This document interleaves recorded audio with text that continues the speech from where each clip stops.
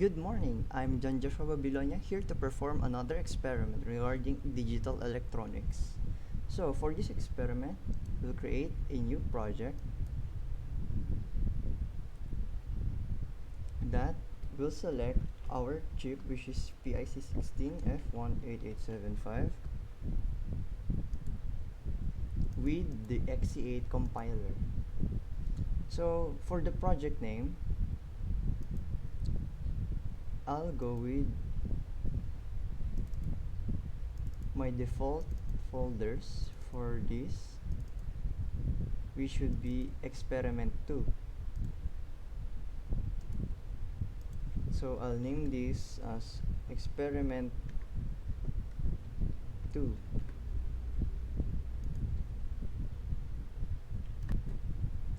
Now that it's created, we'll go to tools and embed the MCC. The MCC is now loading. Then we'll select MCC Classic and just select Finish. Now it will initialize the project.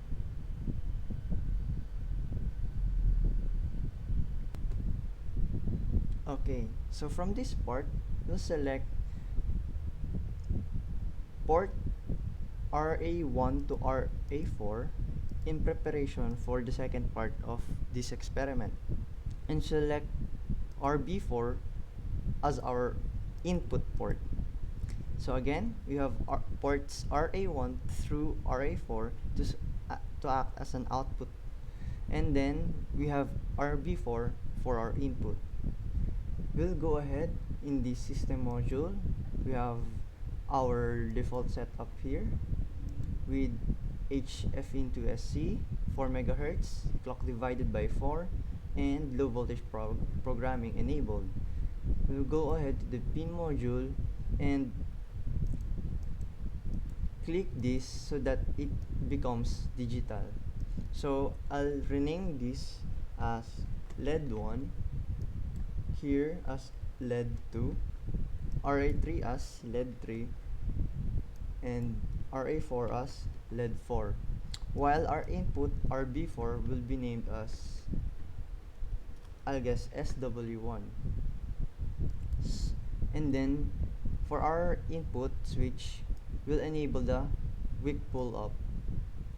Everything looks good here, so we'll go ahead and generate this.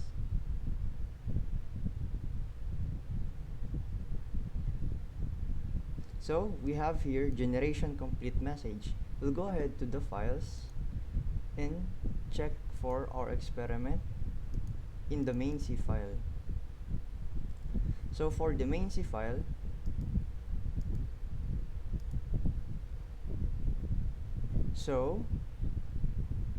the goal of this experiment is to have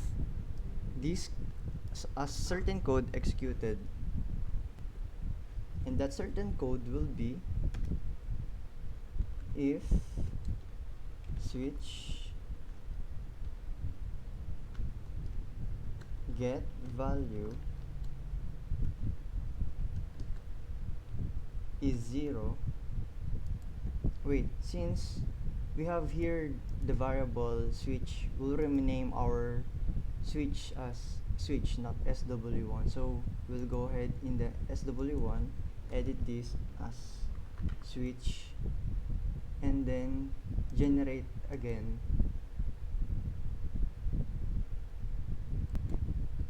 So again, generation is complete.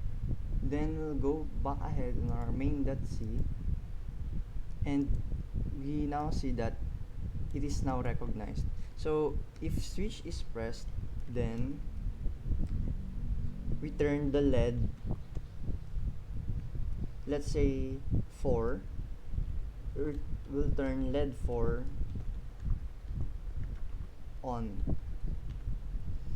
Then if it isn't else, then we'll set it low.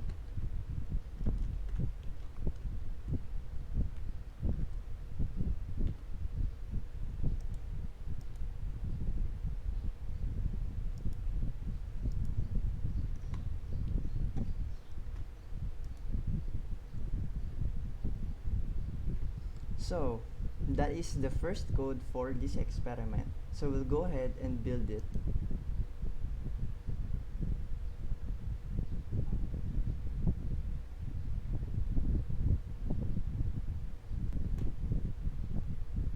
So we have build successful message. So we'll go ahead to our IDE and connect our picket tree.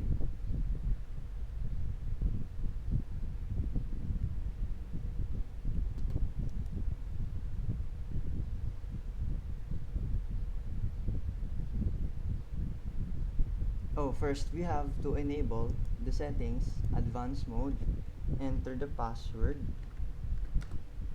and then we select in the power here a 3.125 volt level, and then we'll go back and connect our picket tree.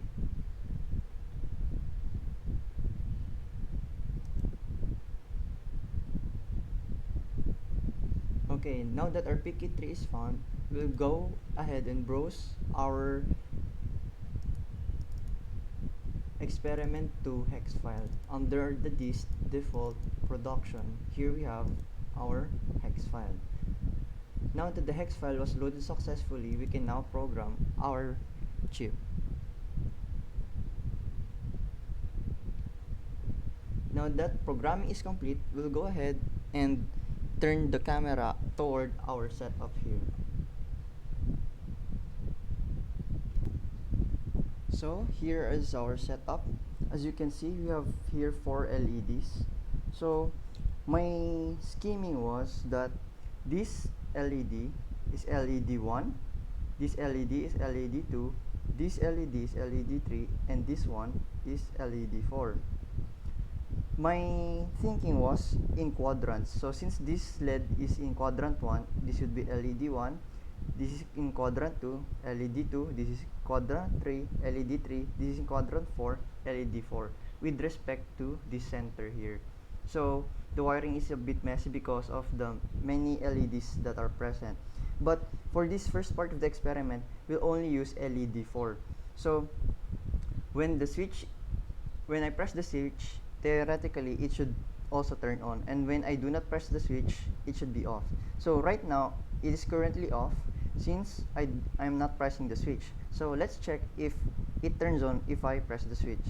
So if I press the switch, we can see that the LED in quadrant 4 turns on. So the code works successfully. So the code is just for the LED to turn on every time the button is pressed or held down. So going back to our experiment for the other parts. So for the second part of the experiment, the goal is to have one LED blinking with at 2 seconds interval. So the LED that would be blinking at 2 seconds interval would still be LED 4.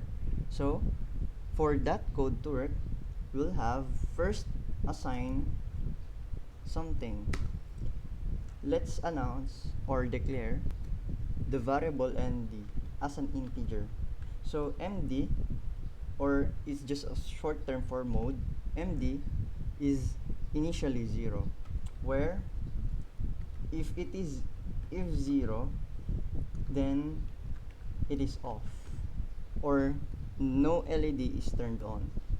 However, if it is switched to 1, if it is mode equals to 1, then LED 4 will blink at 2 seconds interval.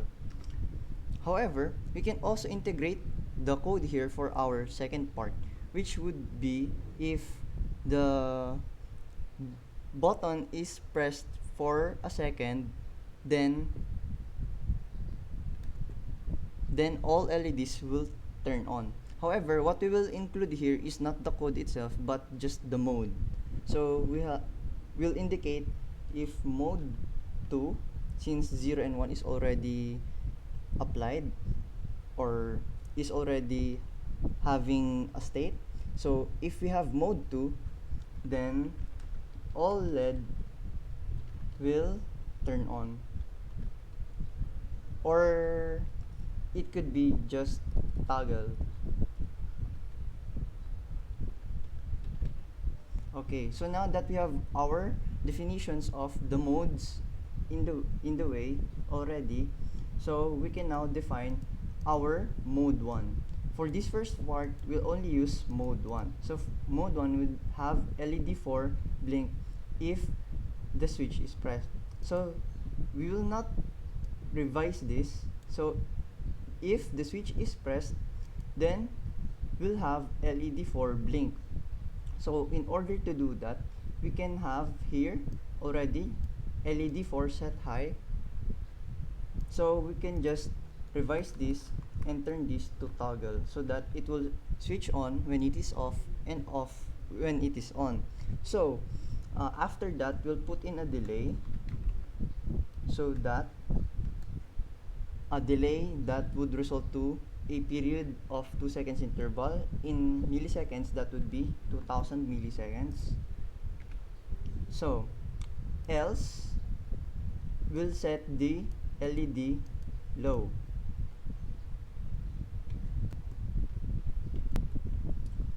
However,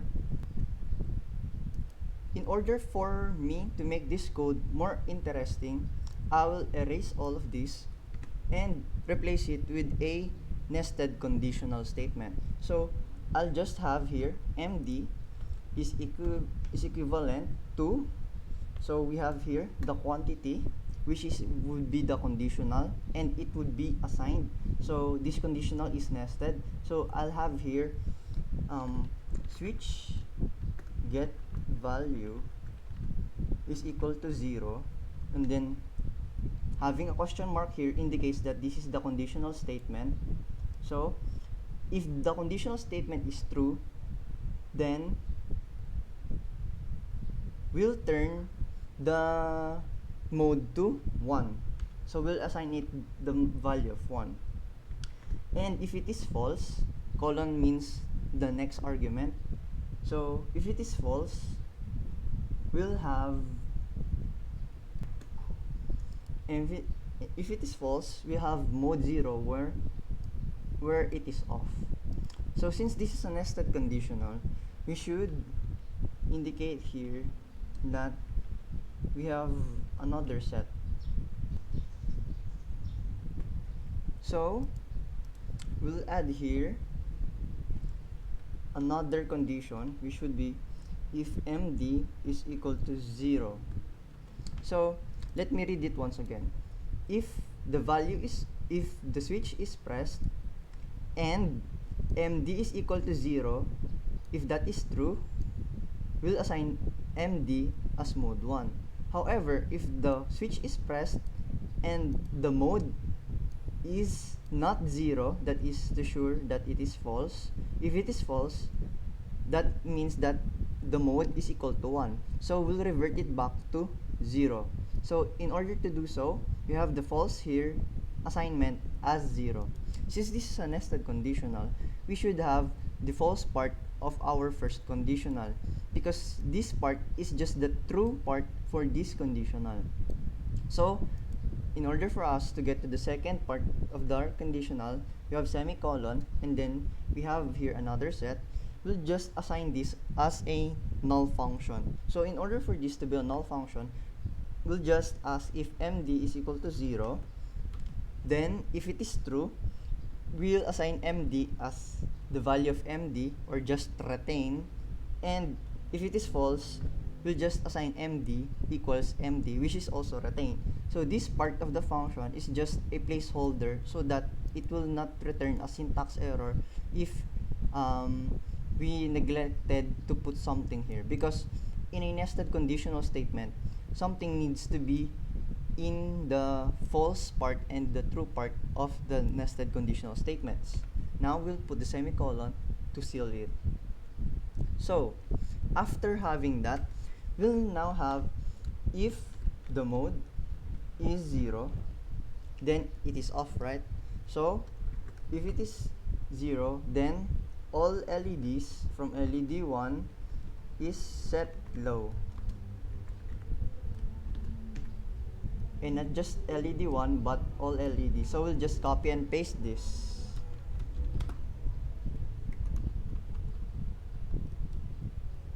So here is LED 2, LED 3, and LED 4. Now, if MD is equal to 1, we'll not use the else statement here because we have MD equals to 2. So we have here, if MD is equal to 1, then LED 4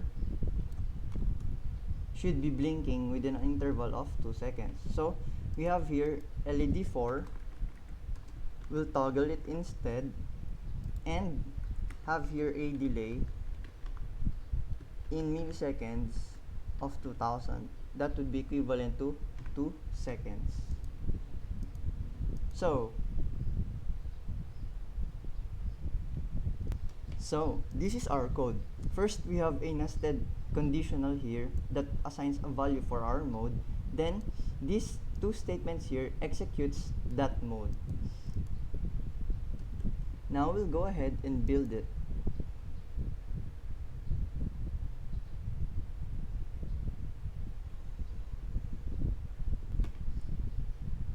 Now we have our build successful here, and as you can see, the hex file was modified and it was recognized by the IPE. So we'll go ahead and reload the hex file because it is automatic, and then we'll go ahead in our IPE and program it again since our picky tree is already connected and our hex file was already reloaded automatically by IPE in the detection of the change from the IDE. So now we'll program it, and since it is programmed, we'll now disconnect and we'll go ahead to our setup again. So again, this is our setup. So theoretically, if I press this button once, the LED 4 here will toggle for 2 seconds interval. So now I'll press it.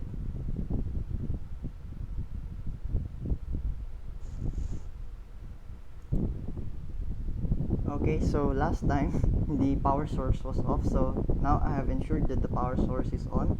So I'll now press the button, and here it toggles on and off with an interval of 2 seconds.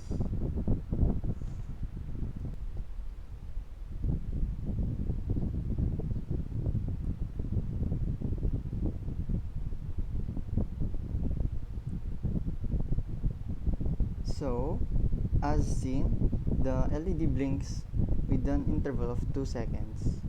Now we'll go ahead and do our part 2. We should be holding down this button in 1 second, and then after that the LEDs will turn on.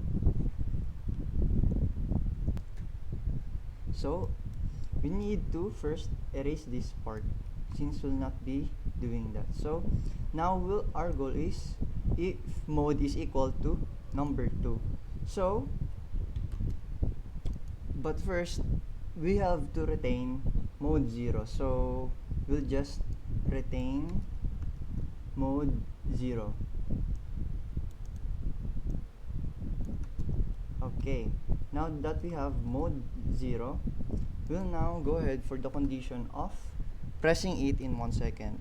So the idea here is that if the switch is pressed,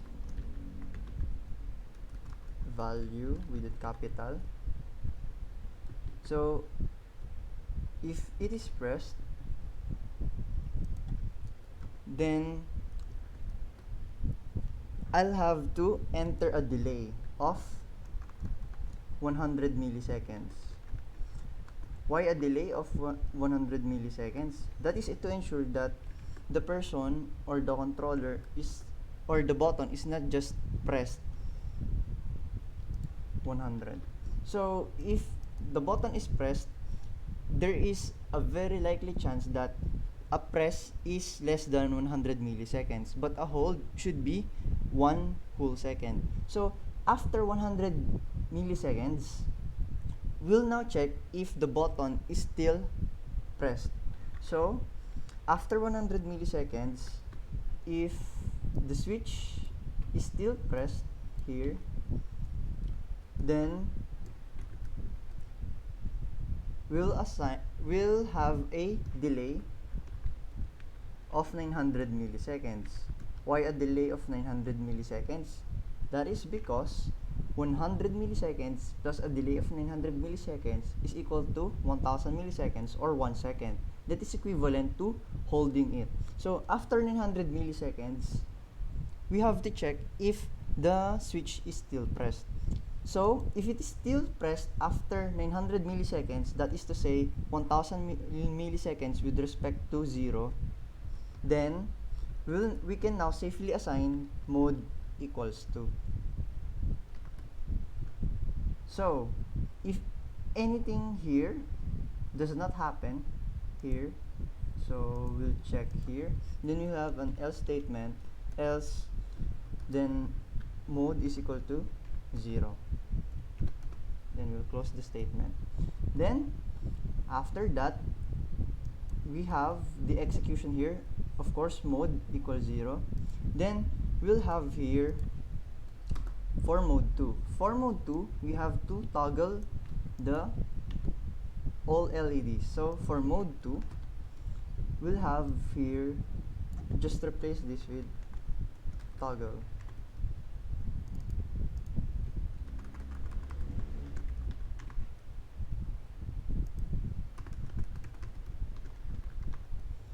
And lastly, now we are ready to build our code. So building it. So we have here build successful, and now IPE has modified as if we would reload it. So we would reload it automatically, and since we have already our picket tree connected, we can now program it. So we have now programming complete, so we'll now disconnect and move on to our circuit again. Okay, so here is our circuit. So if I press this button, it should not turn on, and if I hold it for a second, it should turn on. All of the LEDs should turn on. So if I press this 1001, so there is nothing turning on, but let's try again. Let's press this. Okay, nothing happening. So far so good. So let's press it again. Okay, so now let's try to hold it. If we hold it for 1 second, then it should turn on. 1001. So as you can see, it turned on. Now you may think only 2 of the LEDs have turned on. So the reason for that is I have eliminated the ground of LED 1 and LED 3, since if all of the LEDs should be turned on, the light is so faded that you will think that it is not turned on, but in actuality there is actually a voltage drop developed there.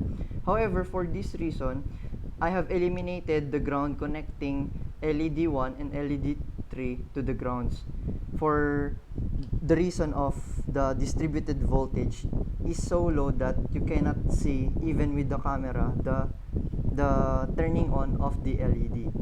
So that's it for our experiment 3.